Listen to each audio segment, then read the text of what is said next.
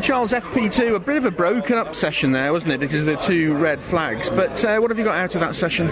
If I'm honest, it was so broken up. All of our important running was at the end, and it got heavily compromised. You know what? I wanted to go on the soft tyre, because all I've had is the hard so far. So the plan was literally put as minimum on the soft tyre as we can, because if we manage to be lucky enough to get through to Q3, that'll be the set we use. So it didn't quite go to plan. You know, I got a good feel for the car, I think, but traffic affected, never actually completed the lap. I think my quickest lap was on the set of hards, and they'd done about 80 kilometres when we put them on. So not representative of our pace, I don't think. Looking at my sectors, I think could be inside the top 10, which would be nice.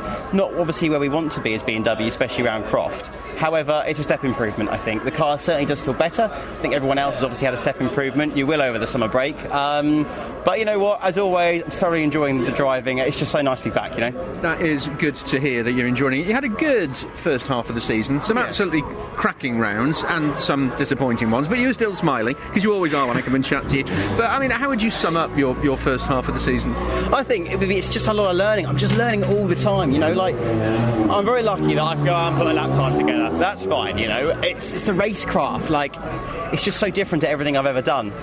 You look in your mirror, you think, there's no way he's going to make that move, and all of a sudden you find yourself in the wall. So, you know what, it's testing. I definitely need to try and keep learning on the racecraft side of things, just what's allowed, you know. It's very different to what I've done before. I've done, you know, Porsches and historic racing, which is very much zero kind of contact. We're here, it's a bit of elbows out, a little bit of push and shove here and there, as long as you don't fire your opponent into the barrier. So I'm still learning. I'm going to be on either side of it, I imagine, for the second half of the season, but that's really my main focus, is to work on that racecraft. As I say, like, I feel like I can put a lap together in a qualifying session. We'll see what happens later on today. That might not age too well, mightn't it? But yeah, we'll see how the racing goes this weekend. I think I'll still be learning, and it's a different kind of racecraft at every circuit you go to. So I'll still be learning the racecraft, and if we can be at the front, we'll stay there. If not, we'll try and see what we can do in the mid-pack. Absolutely. Just finally, it's a challenging circuit here. Finding the right setup can often be quite difficult.